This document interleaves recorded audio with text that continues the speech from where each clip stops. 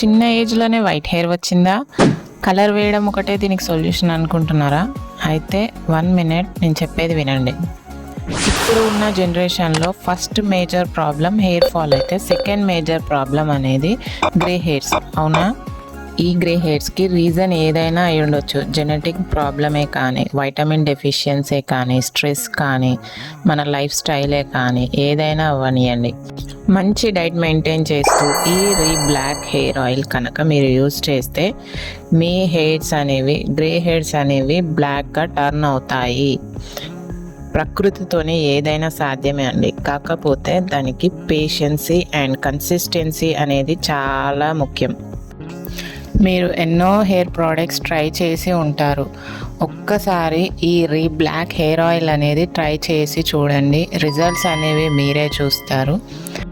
Oil కావాలి అనుకున్న వాళ్ళు పైన కనిపించే నెంబర్కి DM ఆర్ వాట్సాప్ చేయండి.